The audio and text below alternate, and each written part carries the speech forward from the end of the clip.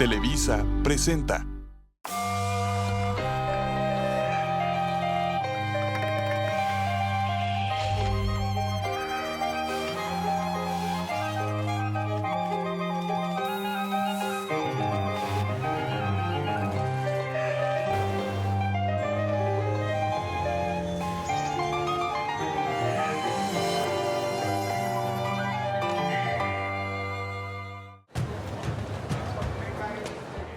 En las semanas posteriores a las elecciones del 6 de julio de 1988, y después de que Carlos Salinas de Gortari fuera declarado presidente electo, Cuauhtémoc Cárdenas luchó tenazmente contra lo que consideraba, junto con muchísimos mexicanos, una usurpación. Una orden suya pudo haber incendiado al país. Pero quizá recordó a su padre, el general misionero, hombre de convicciones pero no de violencia, y haciendo un inmenso servicio al país, optó por formar un nuevo partido político de izquierda que en sus siglas definía su vocación, el PRD.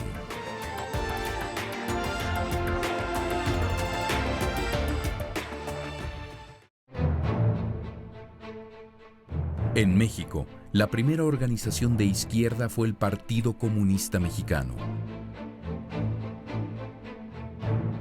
Fundado en 1919, durante décadas se mantuvo minoritario, combativo, honesto y asido fanáticamente a una ideología que reproducía las actitudes intolerantes de la Unión Soviética. Sus dirigentes y militantes practicaban expulsiones, persecuciones y delaciones, todo en nombre de la verdad revelada por Carlos Marx. A partir de los años 20, sufrió todos los vaivenes. Poderoso en tiempos de Obregón y Calles, proscrito con violencia durante el Maximato, influyente en ámbitos sindicales y agrarios en tiempos de Cárdenas,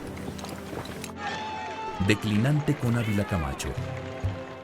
Aunque en 1946 apoyó la candidatura de Miguel Alemán, este mandatario, una vez en la presidencia, canceló su registro. Muchos comunistas se pasaron el sexenio en la cárcel, aunque en los años siguientes el viejo PC conservó cierto prestigio en algunos ámbitos estudiantiles, universitarios y sindicales.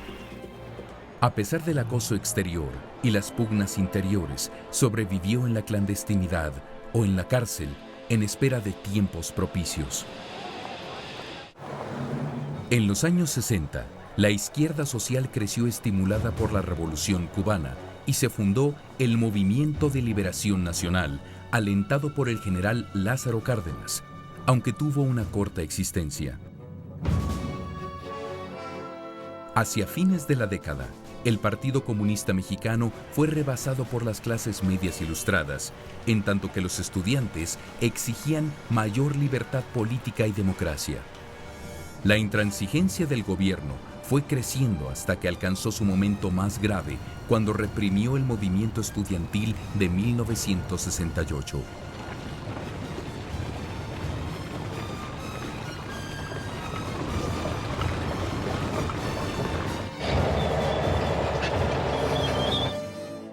Algunos grupos eligieron entonces el trabajo político y los más radicales optaron por la vía armada. Los dirigentes del Partido Comunista Mexicano se distanciaron del socialismo soviético, repudiaron la invasión a Checoslovaquia en 1968 y comenzaron a cambiar el concepto de dictadura del proletariado por el de poder democrático obrero. Ya muchos se extrañaban de que nosotros comunistas, ¿no?, estuviéramos desarrollando ese tipo de concepción política. Pero aquí se necesita la reforma democrática de fondo, que todo mundo disponga de sus plenos derechos. Una vez que el Partido Comunista optó por la lucha democrática y el movimiento guerrillero fue aniquilado, dio comienzo un lento proceso de unificación en las fuerzas de izquierda. Se empezó entonces a privilegiar la lucha electoral como vía para la transformación de la sociedad. Una serie de sectores excluidos de las políticas de desarrollo comenzaron a gestar movimientos sociales independientes y combativos. La izquierda social cobró forma en las coordinadoras de masas, los sindicatos independientes y los grandes frentes de organizaciones populares. Y el movimiento de 68 fue muy importante para nosotros y nos marcó desde muy temprana edad, podríamos decir, a una cuestión de participación. Pero en esta parte me ubico más en lo que era la descripción de los movimientos populares.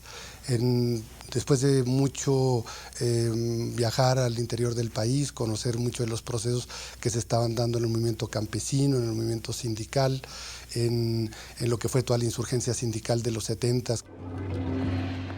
Estas organizaciones rompieron con la rigidez ideológica de la izquierda partidaria y las tácticas del manual revolucionario y se concentraron en la lucha por resolver problemas cotidianos, democracia sindical, vivienda, tenencia de la tierra.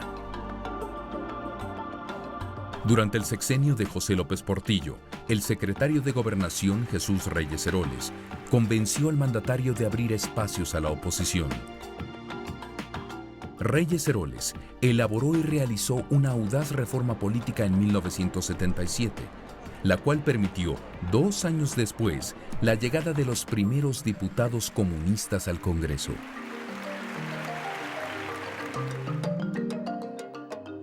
La izquierda comenzó a dejar atrás el sectarismo para formar un frente común. Y el 5 de noviembre de 1981, los miembros del Partido Comunista y un conjunto de organizaciones obreras, campesinas y populares fundaron el Partido Socialista Unificado de México. El PSUM se propuso surgir en el Zócalo. De hecho, se le llamó la Plaza Roja, el Zócalo Rojo. Se llamó el Zócalo Rojo porque llevábamos muchas banderas rojas, que significaba la lucha comunista de izquierda de los partidos de entonces y la lucha obrera. El rojo con el negro estaba ligado a las huelgas y por eso prácticamente el Zócalo se pintó de rojo y fue una fecha histórica.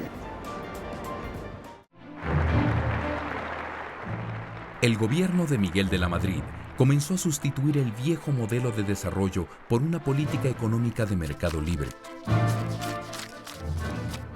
Un grupo de economistas formados en universidades de Estados Unidos, conocidos como los tecnócratas, ocuparon posiciones clave en el gabinete y desplazaron a los funcionarios tradicionales del PRI.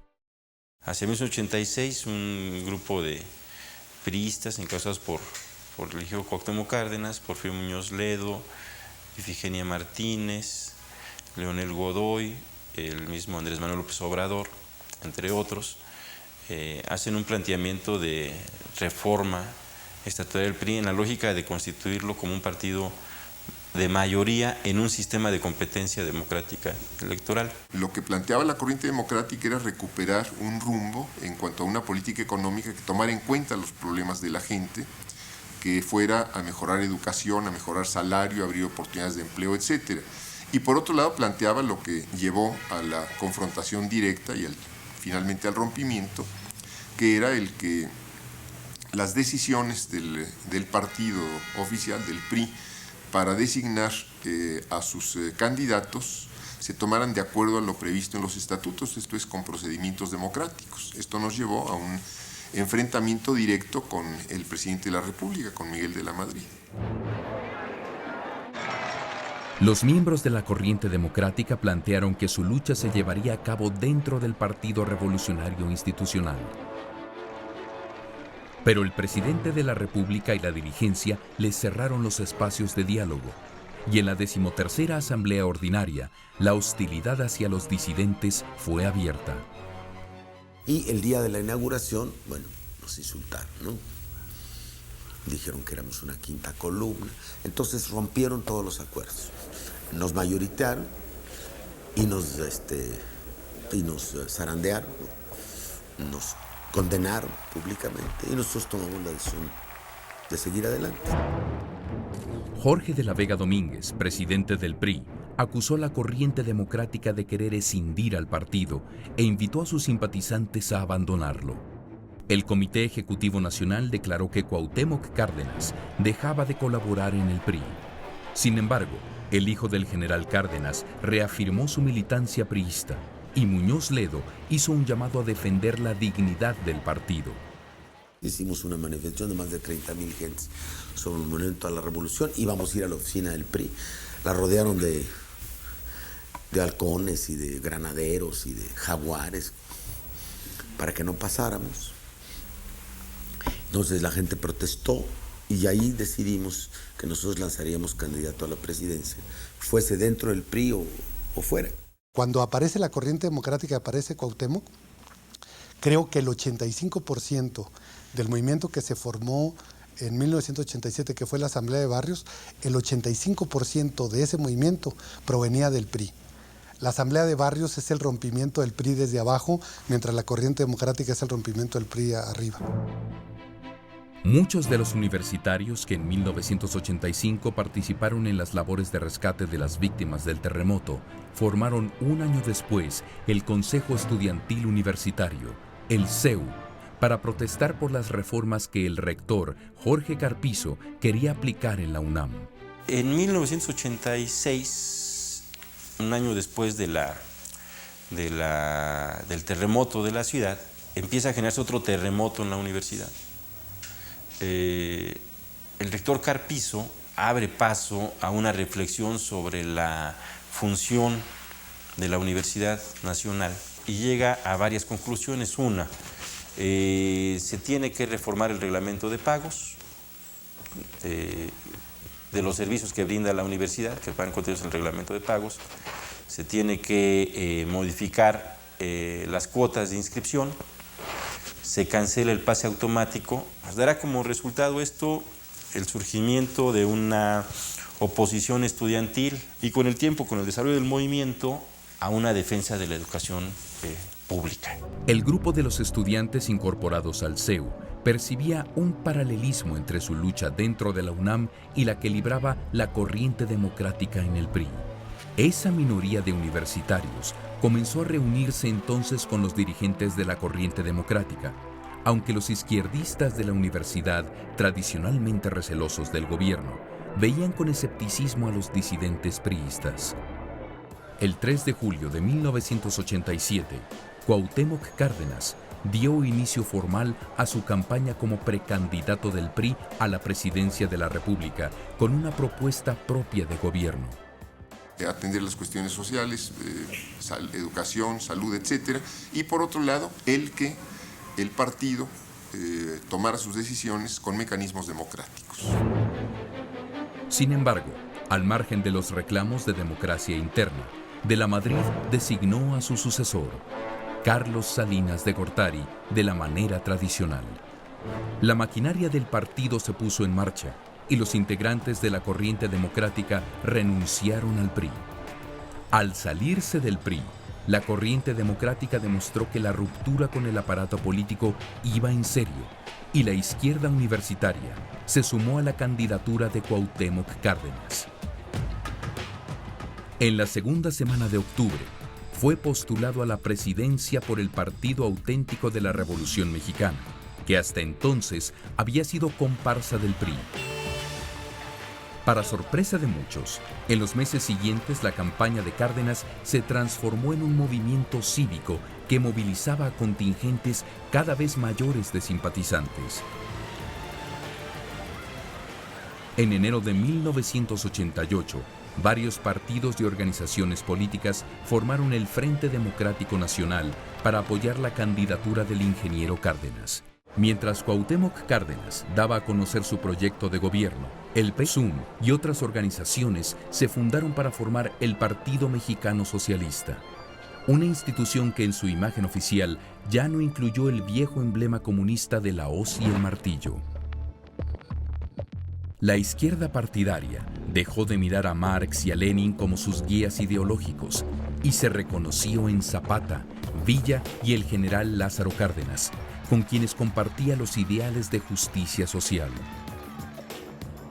Después de una elección abierta a toda la ciudadanía, el ingeniero Heberto Castillo, honrado y clarividente luchador social de enormes méritos, queda como candidato del PMS a la presidencia.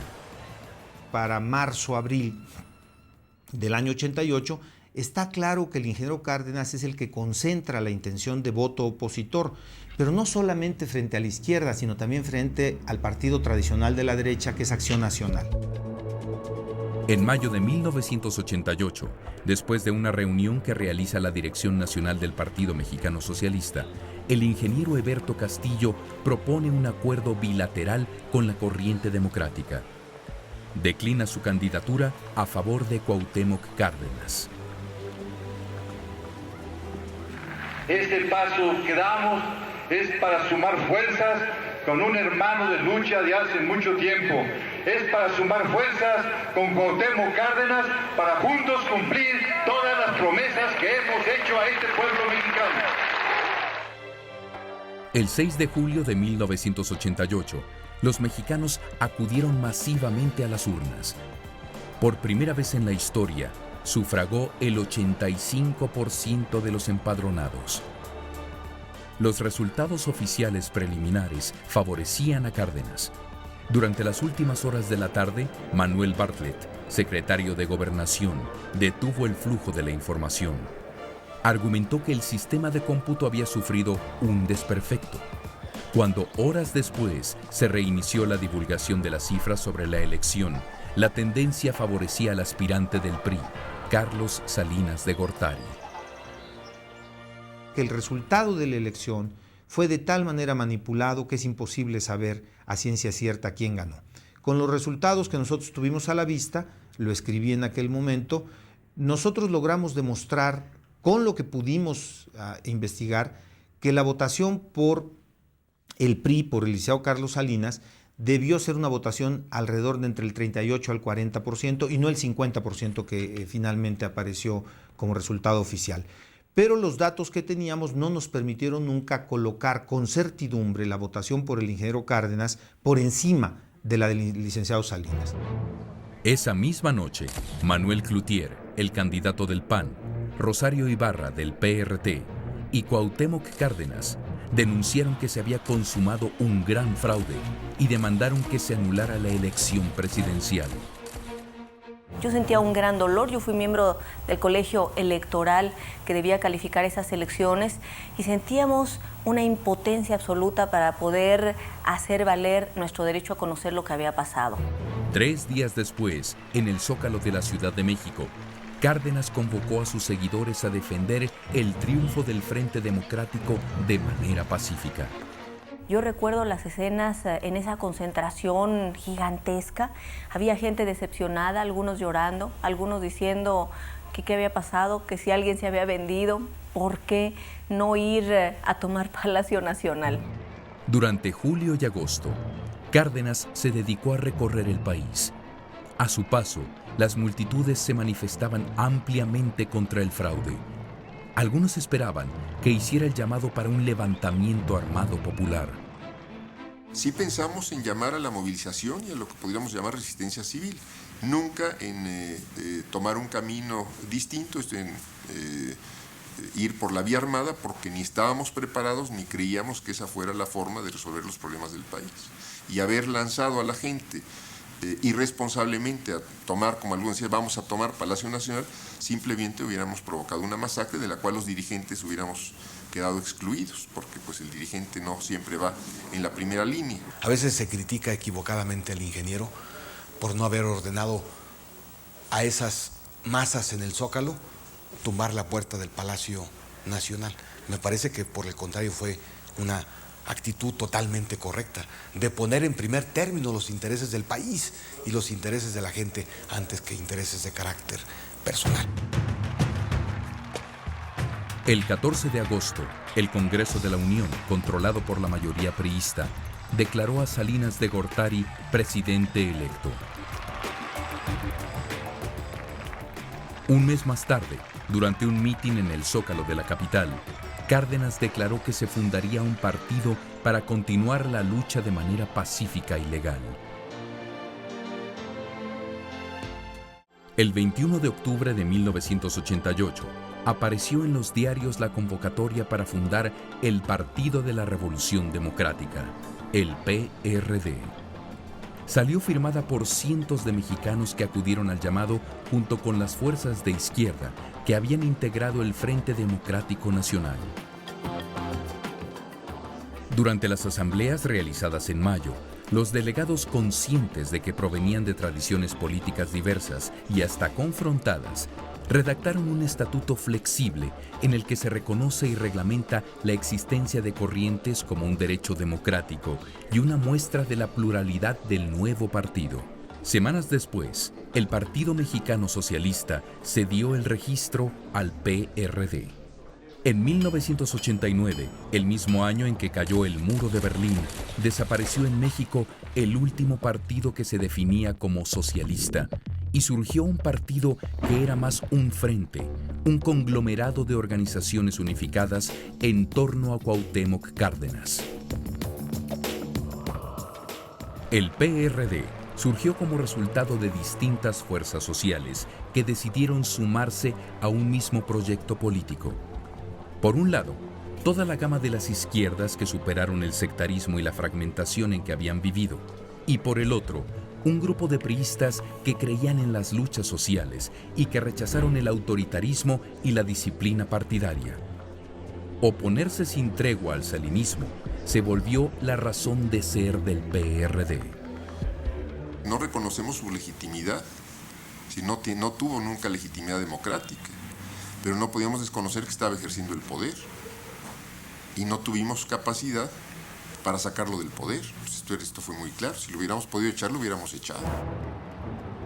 Dueño de la presidencia y legitimado por el PAN, Salinas se empeñó en impedir la consolidación del PRD.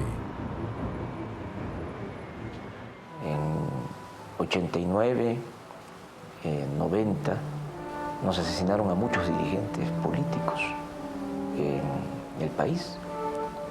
En general, en el sexenio de Salinas, perdieron la vida más de 400 militantes y dirigentes del PRD.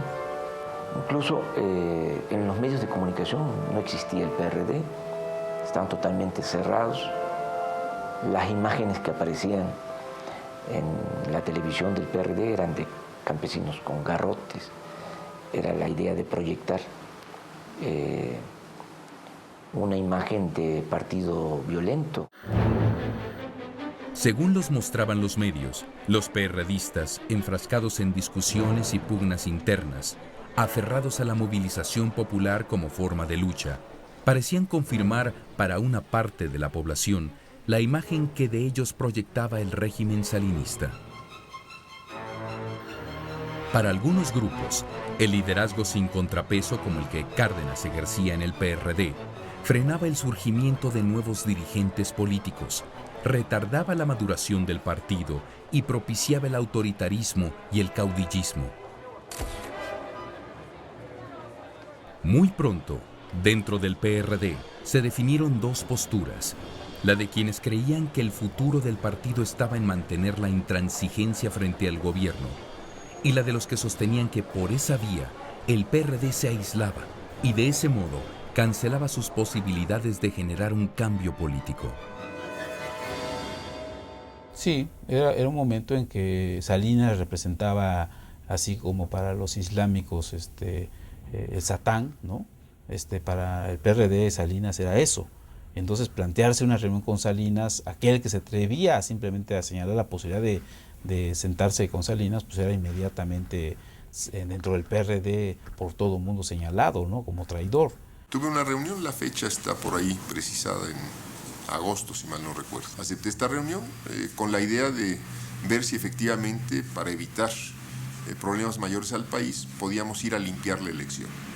Estuvimos charlando un par de horas, no se llegó a ningún resultado y cada quien siguió el camino y la trayectoria que son bien conocidos por todo el mundo. Yo creo que el partido debe estar abierto siempre al diálogo, siempre y cuando sea pues, también conocido públicamente. Es decir, nos reunimos para tratar de buscarle salidas a un conflicto. Con la fe puesta en el carisma de Cárdenas, los militantes descuidaron los trabajos de campaña para las elecciones legislativas de 1991. El PRD obtuvo solo el 12.5% de la votación a nivel nacional en 1991 y únicamente 42 curules. A partir de 1992 surgieron nuevas corrientes en el PRD, pero las disputas no contribuyeron a impulsar la democracia interna. La gran pluralidad que existía en el Frente Democrático, esa era una virtud. Cuando nos hacemos un partido, entonces se vuelve defecto. Porque hoy tenemos que tener pues una visión común de las cosas, una cierta y mínima disciplina para desarrollar luchas y para desarrollar planteamientos, propuestas, el trabajo político en general. En 1993, Porfirio Muñoz Ledo llegó a la presidencia del partido y Cárdenas quedó como consejero nacional. Cárdenas insistía en la política de no negociar con el gobierno, mientras Porfirio comenzó negociaciones con los demás partidos y el gobierno en busca de una reforma integral del Estado. Las diferencias entre los dos líderes habían comenzado. Convencidos de que el liderazgo de Cuauhtémoc Cárdenas bastaría para derrotar al régimen, el PRD lo postuló de nuevo para las elecciones presidenciales de 1994. Durante la concentración en el Zócalo del 18 de marzo, Cárdenas, ya como candidato presidencial, descalificó las propuestas que presentaba Porfirio Muñoz Ledo y le restó autoridad como presidente del partido. La disputa entre los dos líderes se agravó. Bienvenidos los avances que puedan darse, pero los anunciados no serán suficientes para garantizar la independencia e imparcialidad de la autoridad electoral. Quiero decirles que no puedo avalar una decisión equivocada, que así lo veo, porque eso sería traicionar mis propias convicciones y dejarnos atados, sin la posibilidad siquiera de señalar o denunciar resultados viciados, favorezcan a quien favorezcan. En el año 94 tenemos una nueva elección competida, muy traumática porque efectivamente el 1 de enero del 94 se produce el levantamiento del EZLN en Chiapas. En marzo 23, la muerte, el asesinato de Eliseo Colosio, candidato a la presidencia, lo cual pone al país en una situación de verdadera tensión y riesgo. Pero sin embargo las instituciones fueron capaces de dar respuesta.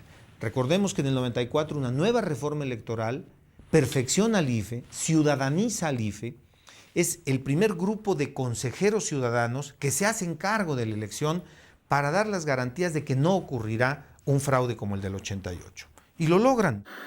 En la competencia electoral de 1994 estarán entonces el señor Colosio por el PRI, Cuauhtémoc Cárdenas por el PRD, Diego Fernández de Ceballos, ágil polemista por el PAN, Pablo Emilio Madero por la Unión Nacional Opositora, antes el PDM, Rafael Aguilar por el Frente Cardenista, Cecilia Soto por el Partido del Trabajo, Jorge González Torres por el Partido Verde Ecologista, Marcela Lombardo Otero por el PPS. A pesar de las expectativas, no se logró la unidad en el partido. Para su campaña, Cárdenas integró un equipo ajeno al comité directivo del PRD y la derrota en las elecciones presidenciales de 1994 fue estrepitosa. El mito de que Cárdenas llegaría a la presidencia por designio histórico terminó. Fue un momento muy difícil, de mucha confusión en el PRD, porque a ciencia cierta estábamos debatiendo si podíamos seguirle echando la culpa a los fantasmas del pasado o si tenemos que aceptar la nueva realidad que se nos presentaba en el país. Hubo quienes todavía quisieron justificar esa derrota a partir del pasado, el fraude, marcos y una serie de cuestiones. Y hubo quienes dijeron no, hay que entender que hay una nueva realidad en este país, y en este país se necesitan acuerdos, se necesitan reformas, se necesita ir hacia adelante, y esa fue la gran discusión que sostuvimos en el Congreso de Huastepec. Después del fracaso, entre el desánimo y las fricciones, se corría el riesgo de que las fuerzas que conformaban el PRD se dispersaran. En este contexto, en agosto de 1996, Andrés Manuel López Obrador llegó a la presidencia del PRD y dio pasos importantes para reducir las pugnas internas. Al PRD concurren a fundarlo expriistas, exeuistas, extrotskistas, excomunistas, miembros de distintas corrientes de la izquierda mexicana. Y esto ha significado en muy buena medida una condición que lo ha acompañado a lo largo del tiempo, que es la difícil articulación entre grupos que entre ellos mismos denominan tribus.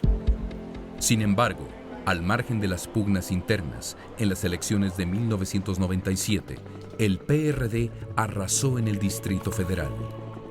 Cuauhtémoc Cárdenas fue el primer jefe de gobierno de la Ciudad de México electo democráticamente.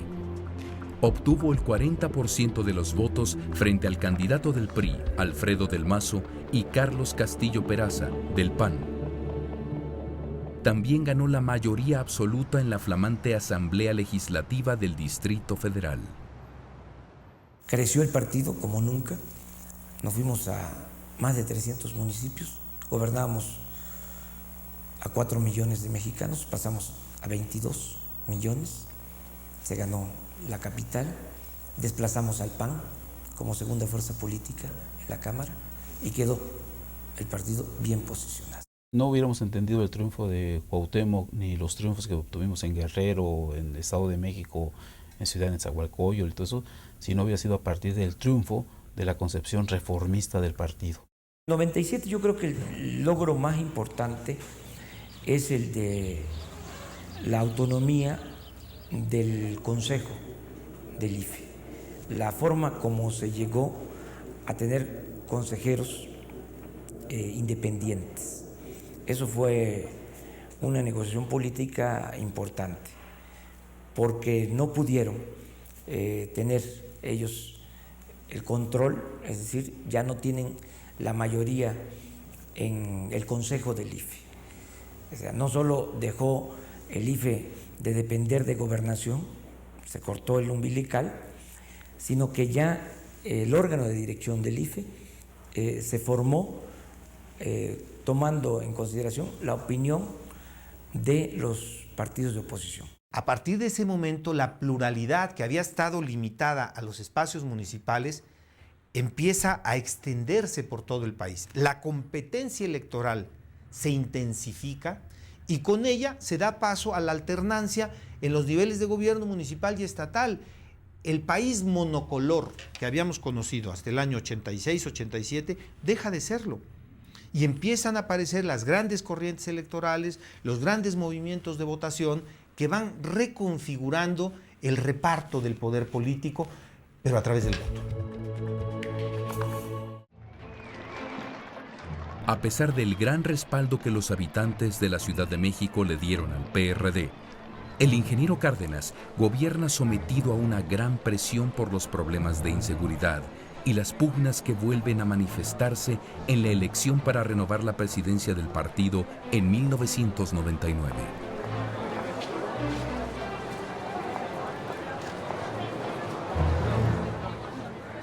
Imagínense que nosotros tratamos de ocultar las irregularidades y decimos no pasó nada, ganó Jesús o ganó Amalia en la primera elección, pues con qué autoridad moral, con qué cara íbamos nosotros a pedir legalidad electoral. Cuando Cuauhtémoc Cárdenas fue designado candidato presidencial para las elecciones del 2000, Porfirio Muñoz Ledo abandonó el PRD. Cuauhtémoc era un hombre sobrio, un líder que prefería evitar la discusión, evitar el debate, evitar la confrontación de ideas. Porfirio era todo lo contrario. Porfirio era el desborde permanente de las ideas, de las propuestas, y esto chocaba mucho al interior del PRD, porque había una competencia casi natural, digamos, al interior del PRD, y eso trajo también sus consecuencias cuando se confrontaron, digamos, el liderazgo hasta cierto punto mítico de Cuauhtémoc Cárdenas en el PRD, y por otro lado la propuesta desbordante de Porfirio para darle un giro al PRD hacia un partido más reformista, que entendiera un proceso de insertarse en los nuevos tiempos, y esto fue un choque que trajo como consecuencia pues que el partido finalmente perdiera a uno de sus personajes. En las elecciones del 2 de julio de 2000, una ciudadanía cada vez más consciente puso fin con su voto a 7 décadas de monopolio priista del poder. Para el Partido de la Revolución Democrática, una de las 3 fuerzas políticas más importantes del país, la elección significó un retroceso significativo, tanto por la derrota de su candidato presidencial y líder, Cuauhtémoc Cárdenas, como por la pérdida sustancial de puestos en el Congreso y la Asamblea del Distrito Federal. Sin embargo, el triunfo de Andrés Manuel López Obrador como jefe de gobierno del DF fue un logro significativo para el PRD y se ratificó que la Ciudad de México era su principal plaza.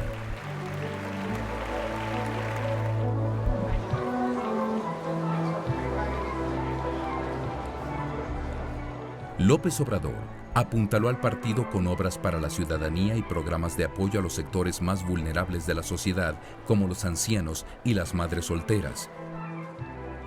Además, se ganó la simpatía de amplios sectores de la sociedad capitalina y nacional, gracias a la construcción de los distribuidores viales y segundos pisos, la remodelación del centro histórico y su presencia permanente en los medios de comunicación. El PRD también logró obtener espacios en los estados. En el 2001 ganó las elecciones en Michoacán y Lázaro Cárdenas Battel se convirtió en gobernador de la tierra natal de su abuelo. Amalia García alcanzó la gubernatura de Zacatecas. Durante el año 2003, Rosario Robles, que había sustituido a Cárdenas en la jefatura del gobierno del Distrito Federal, llegó a la dirigencia del PRD. La gente votó por mí por eso, porque yo les ofrecí una clara identidad de un proyecto político que quiere ser gobierno, que tiene vocación de gobierno, que es de izquierda, que tiene un compromiso social, que cree en México, un partido abierto, de puertas abiertas, no un partido ensimismado, no un partido nada más para sus grupos, sino al servicio de la sociedad, y un partido organizado democráticamente. Pero las distintas corrientes existentes en el PRD no permitieron que se lograra la democracia interna. En las zonas donde hasta entonces había cobrado fuerza, las distintas facciones han seguido enfrentándose por los cargos de elección popular hasta llegar a la llamada Guerra de Tribus, que propició redes de corrupción y posturas antagónicas. Muchas veces, las elecciones internas se han descalificado. Ningún dirigente del partido ha logrado terminar con esas divisiones y el partido no logra la unidad que le podría dar fortaleza.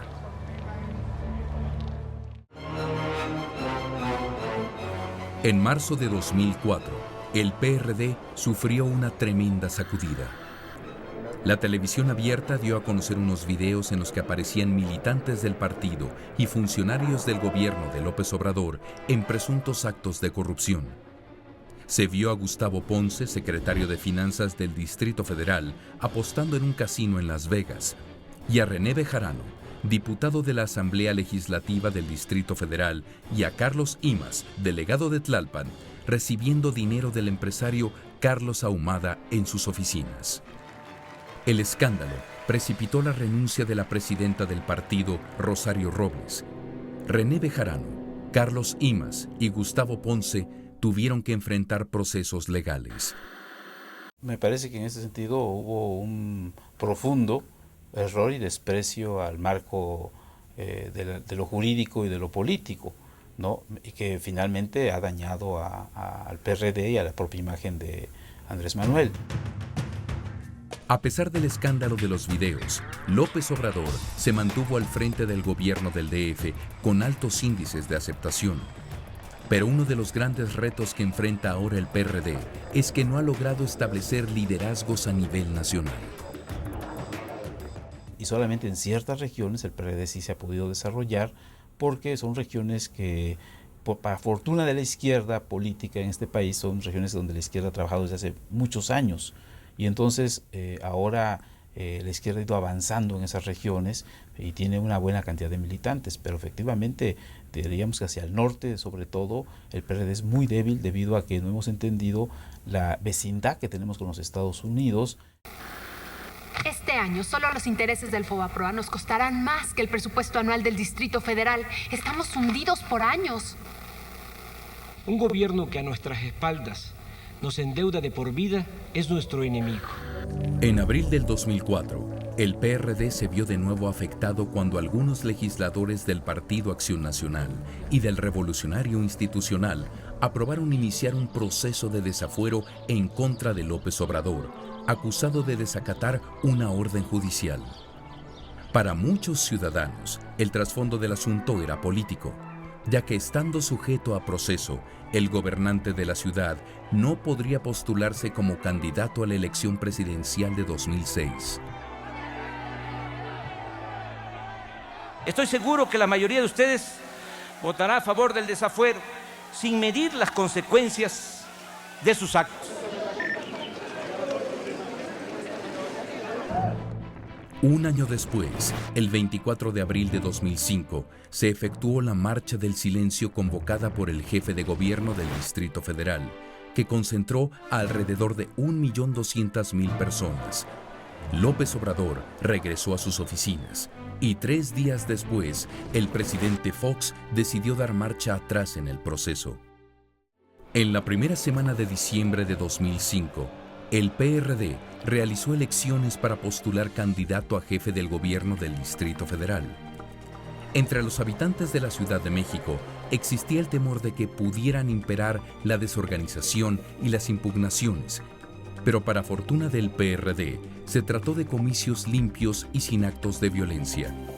Marcelo Ebrard ganó con 20 puntos sobre su contrincante Jesús Ortega, quien aceptó la derrota. Después de los tropiezos, el PRD terminó el año 2005 con una buena imagen, y en enero de 2006, Andrés Manuel López Obrador se registró como candidato ante el Instituto Federal Electoral. A pesar de que su candidato se ha mantenido a la cabeza en las encuestas, el PRD se sitúa como la tercera fuerza electoral en México.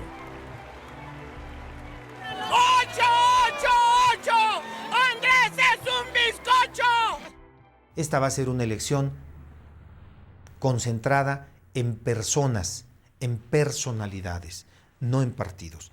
Yo no sé si eso sea bueno para nuestra democracia, pero es una realidad. La gente habla de López Obrador, habla de Felipe Calderón, habla de Roberto Madrazo, pero habla muy poco del PRI, del PAN, del PRD. Pero no debemos olvidar que esos partidos son finalmente los que estarán en la Cámara de Diputados, en la Cámara de Senadores, en las gubernaturas, en los municipios, y que quien quiera que sea presidente de la República, con ellos tendrá que hablar. Pero como todos los personajes son coyunturales, tienen sus periodos y finalmente lo que queda es la institución. Por eso nosotros decimos, es muy importante el personaje, pero es más importante la institución. Entonces estamos claros de que en este momento el PRD no puede desprenderse fácilmente de los personajes, pero también sabemos que el PRD, en la medida en que se vaya desarrollando como institución, va a prescindir cada vez más de los personajes.